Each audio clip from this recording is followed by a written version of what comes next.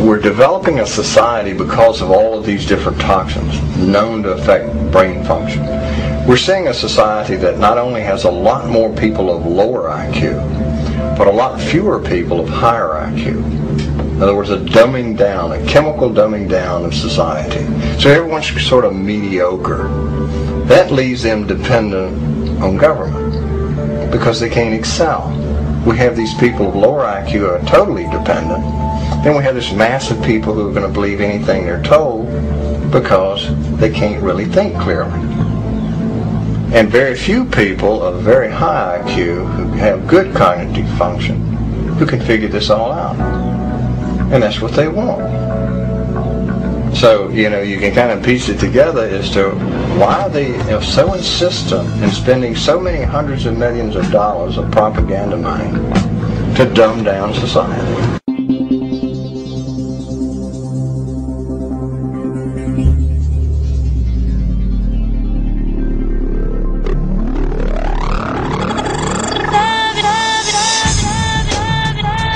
The world faces an enormous food crisis right now.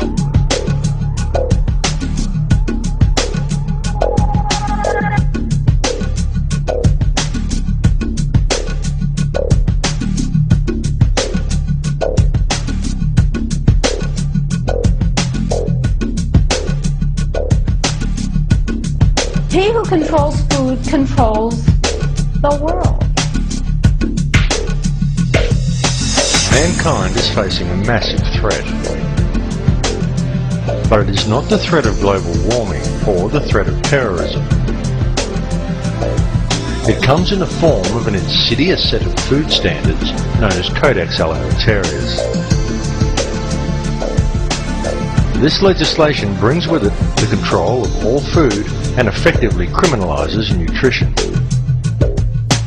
This is the most pressing plan of the elite, and it is a plan that is already well underway. Indeed, many of these standards have already been adopted throughout the world. Through Codex, the elite have managed to either phase out or take control of all vitamin and nutrient companies. They've introduced deadly toxins into people's diets and purposely created nutrient-deficient foods through the control and genetic manipulation of world seed stocks, and they have already reclassified many nutrients as toxins. As one example of this, in February 2009, under Codex guidelines, the government of Thailand passed legislation forbidding the cultivation of a number of useful and medicinal herbs, including turmeric, chili and ginger, by reclassifying these plants as hazardous substances. The global implementation of Codex Alimentarius becomes effective between December 2009 and February 2010. This will effectively condemn select sections of the global population to death through the forced consumption of toxic and nutrient-deficient foods. Depopulation is high on the globalist agenda. It is happening right now, right before your eyes.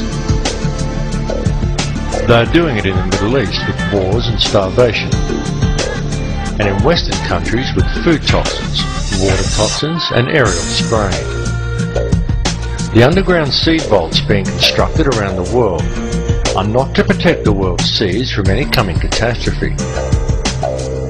They are to protect the genetically pure and wholesome seed stock of the elite, in order to provide them with clean, nutrient-rich food for years to come, and to keep the supply out of the hands of the people, who will be fed nutrient-devoid, genetically modified foods designed to kill them, but slowly, so that people don't notice it being done. If we allow Codex Alimentarius to be implemented worldwide, it is expected that in the first 3 years, 3 billion people will die from preventable diseases and malnutrition alone. Please understand that this is a plan to depopulate at least 80% of the world, and that most likely includes you. And no, this is not a joke, and it is not some wild conspiracy theory. It is the absolute truth. And this matter seriously needs to be addressed. All the information regarding this is available in the public domain, though of course you are not hearing it being reported by the mainstream media due to the simple fact that the money cartels who are implementing the plan own the mainstream media. There are an enormous amount of people who have been trying to warn you about this, but the people are kept distracted by any and every means conceivable to distract them. Distracted by taxes, by sex, by crime, by media propaganda, by sport, body image, fashion, meaningless celebrity gossip, by war, the threat of terrorism, global warming, by TV, and more TV.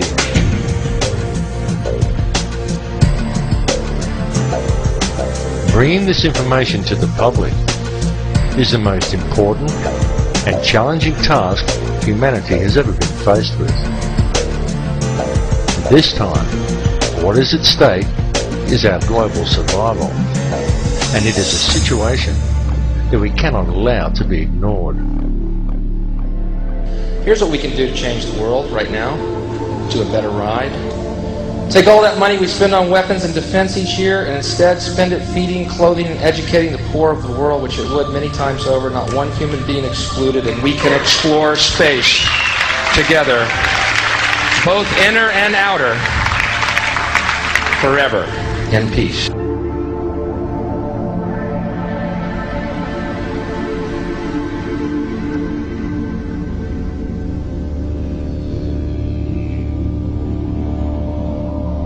The subject matter that has been presented to you in this film may at first seem overwhelming, and it is very likely difficult to come to terms with.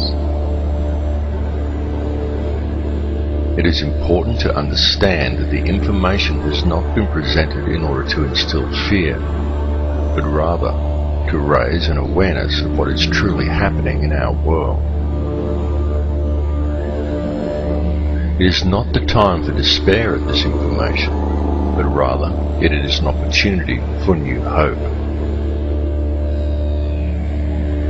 But should we fail to act on this information, then the world that we are allowing to be created for our children may well be a world that will not be worth living in.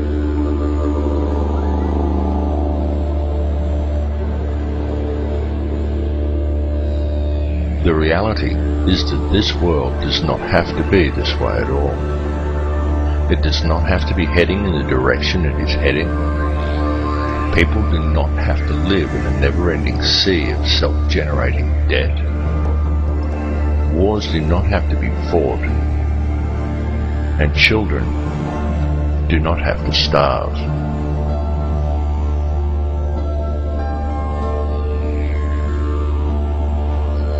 This has been unfolding for many, many years, but the people are kept distracted by design, so for the most part they haven't yet noticed.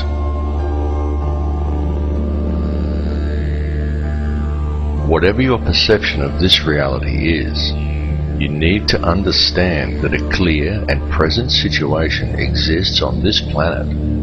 It is happening right now, and it requires your urgent attention.